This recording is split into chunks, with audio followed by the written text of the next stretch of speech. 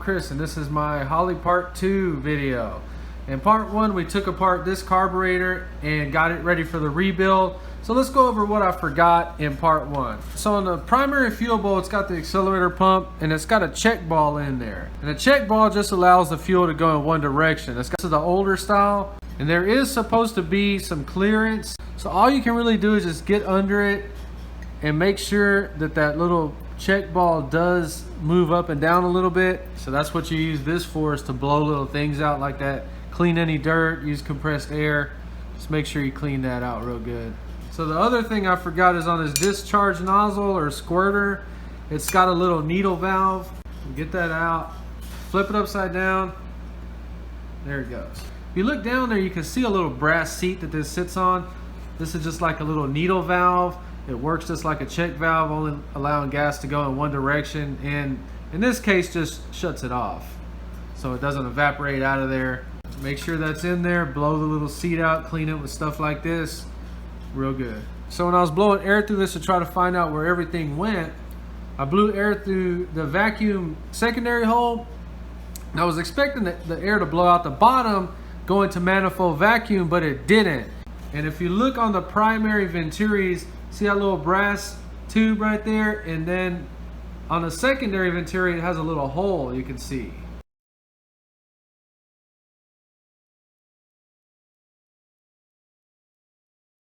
So let's just spray some of this through there and just verify that so we can see that with our own eyes. So that's a little vacuum hole.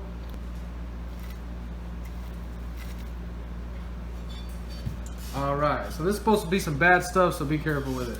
So it's very important that you understand that it's getting a signal only from the primary venturi right there. And then when it starts to open that one, it gets an extra little signal from the secondary venturi that's supposed to increase and make the signal stronger. So this secondary does not open with the manifold vacuum down here.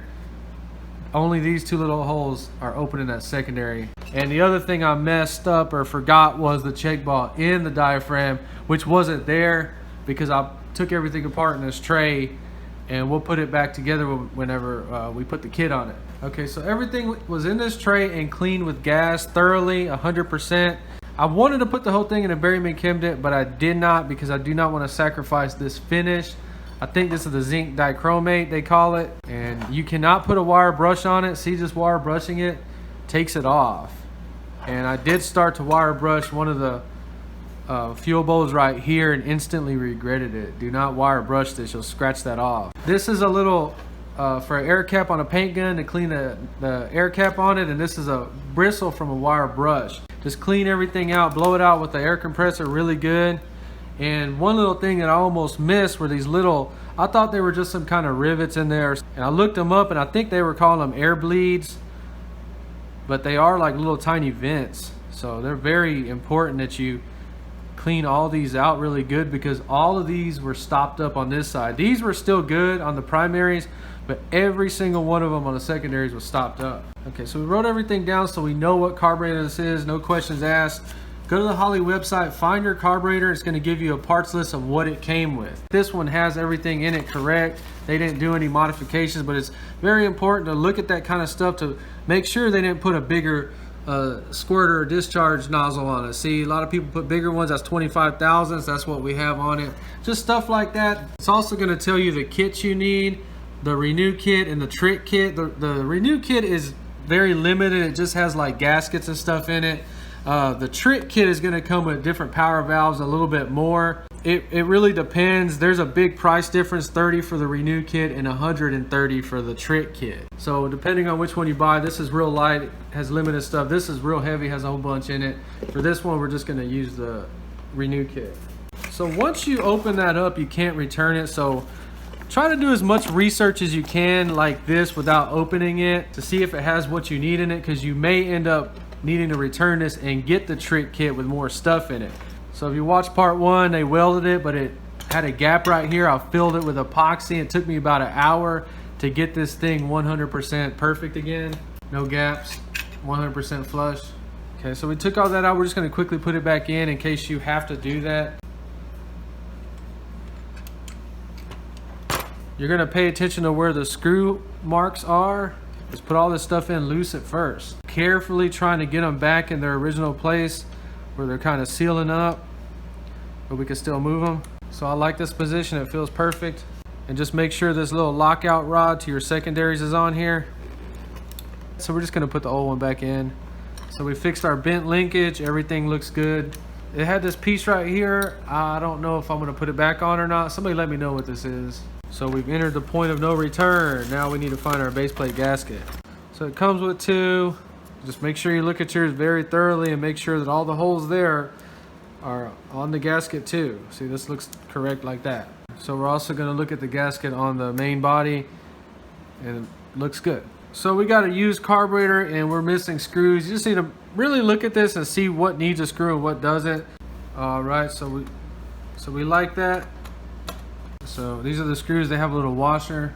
So I'm just snugging them up. I'm putting the 4 main ones in the corners for sure.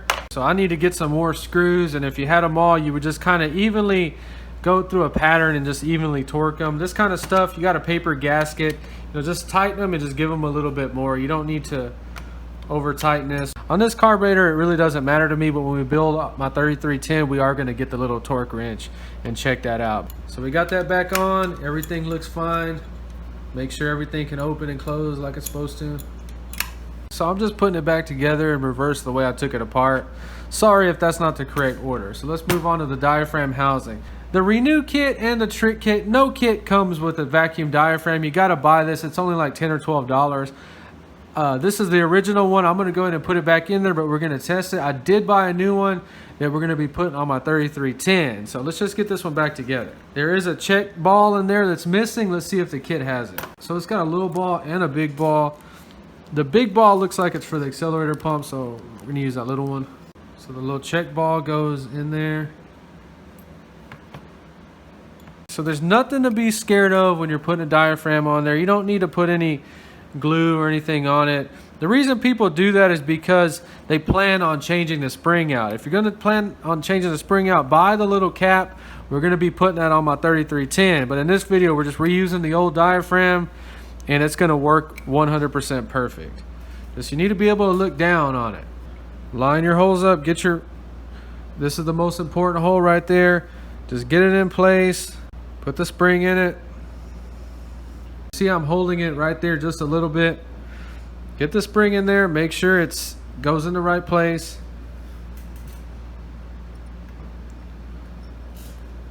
Look at it from the top, line the holes up and come straight down like a hamburger and close it.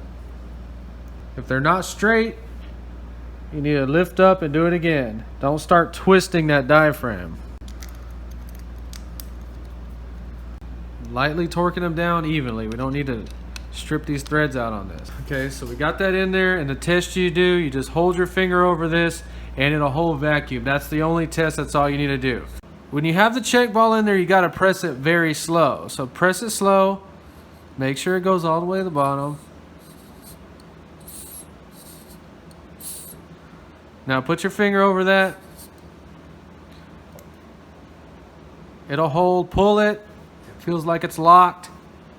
So this vacuum diaphragm is 100% good, even though it's 25 years old. I guess this is the gasket. Put this back in.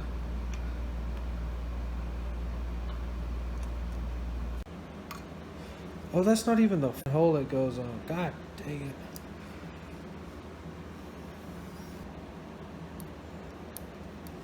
So I don't even want to know how many people messed that gasket up. I did have to set the carburetor on the side to get that gasket in there, and you can see it in there. So the 3 screws, just snug them up. You don't need to put monster torque on this kind of stuff. So the kit comes with a new clip. Get that on there. So remember, we got to open the throttle to check it. It's got the check ball, so flip it upside down and just make sure that spring, nothing feels caught up. We already checked this. We know this is good. Sounds good. Now onto this discharge nozzle or squirter. So on the squirter or discharge nozzle, we got 25 thousandths. That's the correct one. It has a gasket there and a gasket here. Now on the kit, it doesn't look like it has this gasket, so I'm just going to reuse the old ones. We got our needle valve in here ready to go. Everything looks clean. It has a little seat, a little brass seat that you can look in there and inspect. All this has been blown out thoroughly. Drop this in there first. Drop this in there in that direction.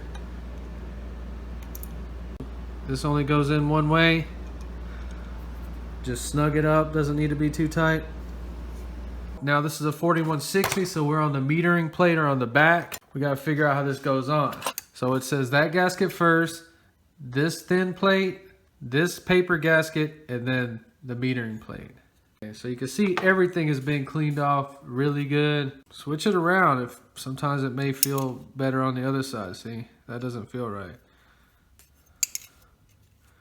That feels good. It uses these clutch type screws. I don't have a screwdriver for it, but I have something that fits in there, and that's what I'm using. Just gonna get them all started, and then we're gonna evenly torque them until they all snug up.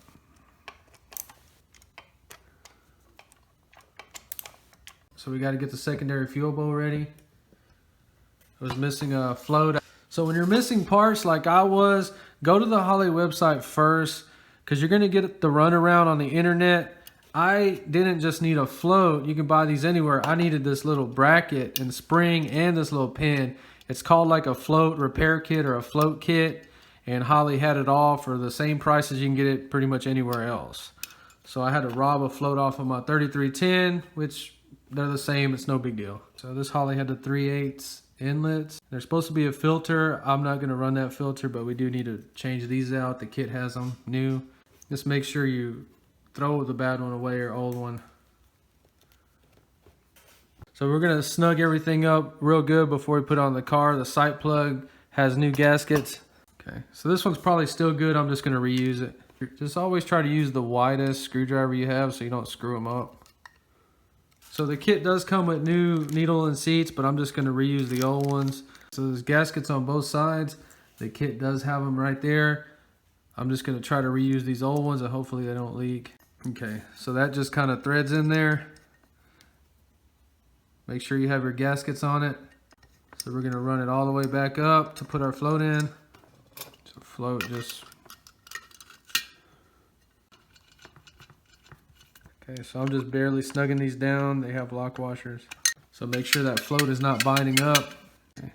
Gonna put this back on, screw it down, and we're just gonna do an initial float adjustment. I'm gonna call it like right here.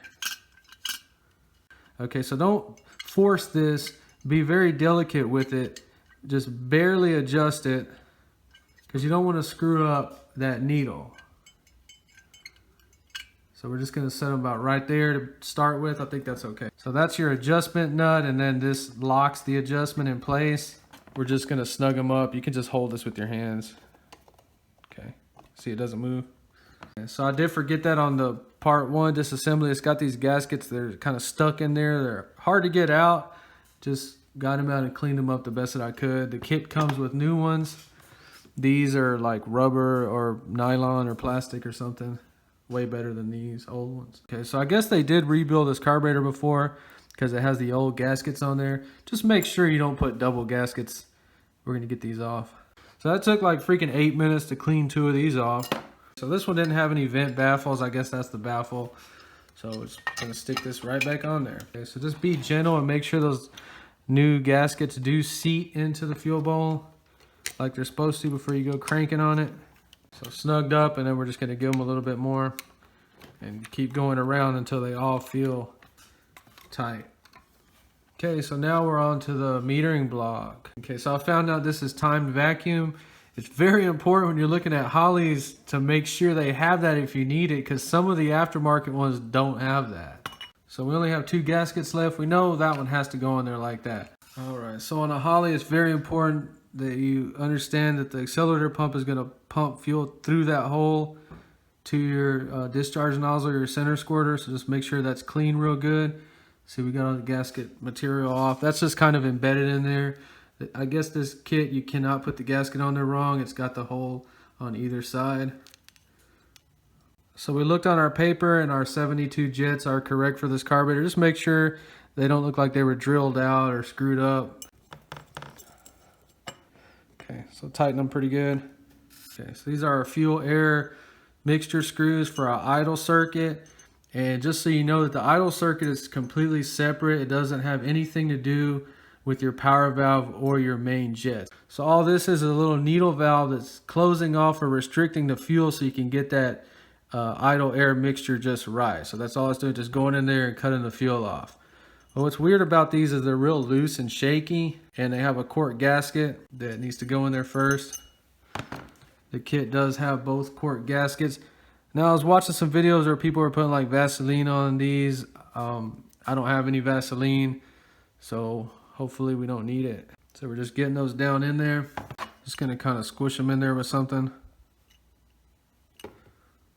And I think if we just thread it in there, that we're not gonna rip them. I don't see why we would rip these. Just thread them in there instead of pushing them. And you want to run them all the way down gently until they bottom out. And they have a little seat in there. Initial setting is 1.5 turns out. So half, 1, 1.5. Do that to the other side.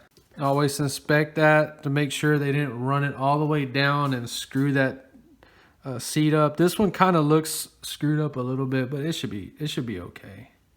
Remember to bottom it out gently. Half, 1, 1.5. The kit did come with a new power valve. It's a 6.5. That's what this carburetor came with too. We're just going to reuse the old one. I think it's okay. I don't have a tester. You can test these, but I think it's going to be fine. The only reason I'm not changing it out is because I think they tried to rebuild this one and just didn't put it back together right, and it was leaking fuel. That's honestly what I think happened. So this must be centered. This is very important that you don't screw this gasket up. I'm just going to put it in upside down and just kind of watch it the best that I can and make sure it doesn't, see how you can see it like spinning? Okay. Okay, so once it comes in contact with the metering block, it doesn't want to spin, so you got to be very careful not to screw that gasket up. I'm not going to put Superman force on this. I'm just going to snug it up. I'm pretty sure that's all you need to do to it. So this is ready to go. It has dowel pins. You cannot screw that up. I guess you could. Just get it ready. So on the primary fuel bowl, we have the accelerator pump. Remember to check that ball, make sure that there is some clearance. So just blow that out real good. Make sure it's clean. Okay, so the old accelerator pump diaphragm, this looks old and original. I am going to change this out for sure and throw this in the trash. I guess they did away with the ball check valve and they put this umbrella style check valve. So change that out if you have this one in it for sure. Came with this green diaphragm, spring. Make sure you put it in the right direction. It's got a place for that thing to ride on. So like that. So we're just gonna put this back on. It has a roll pin. Just inspect it, make sure it's not rusted out or broke. Remember to work your way around. Small amounts of torque, just snugging it up until they all feel tight.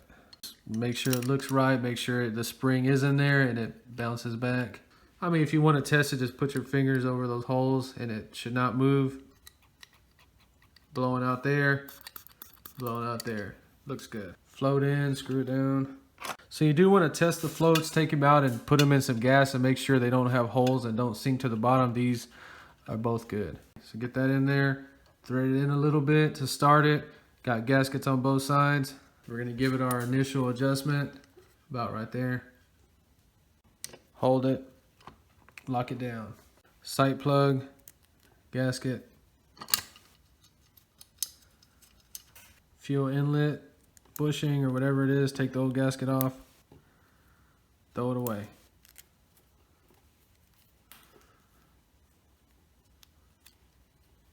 Remember to get these in there. We got the gasket in the right direction. It's got little dowel pins. Kind of get this stuck in place.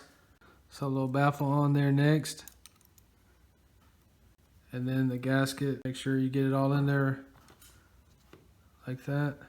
Then we can put the primary fuel bowl back on. I got this all pressed in place, and if anything jumps out, you need to really take it all apart and start over. Now, I don't want to even know how many people have forgot to lift this up before they put the primary fuel bowl on, but get that ready.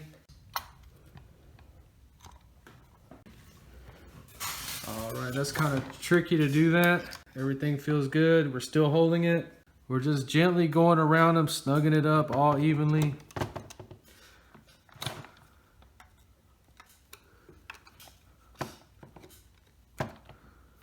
Okay, so everything looks good. We're gonna go ahead and put the manual choke on just to see how it's done. This little bushing piece was in there in that direction. Get it in there, and the rod starts in there like this.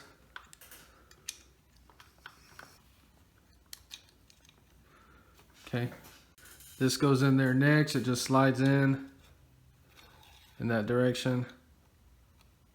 Let's get that started on there. So we're gonna put this back in there because that's what's gonna hold it from moving in and out. Just like that. It's got these two little tiny screws we're gonna put back in.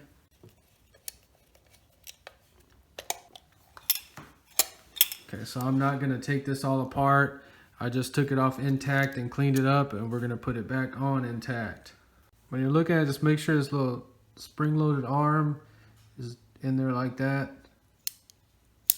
So we're gonna move this like we're opening the choke and try to get it started right there on that little rod. Then we'll let off of it, it'll close the choke and position it, screw it down. And then our other manual choke bracket, we didn't put it on at first because we were trying to get that diaphragm in there just right, but now that it's all tightened down, it should be okay to do it.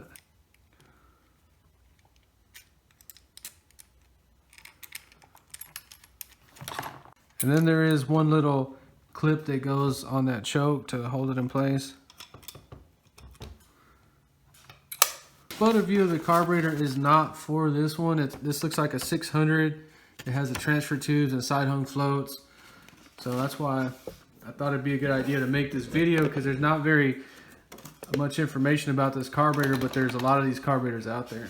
So this is a 3310-2. We got the 3310 video from Chevelle coming up. If you enjoyed, please like and subscribe, and thanks for watching.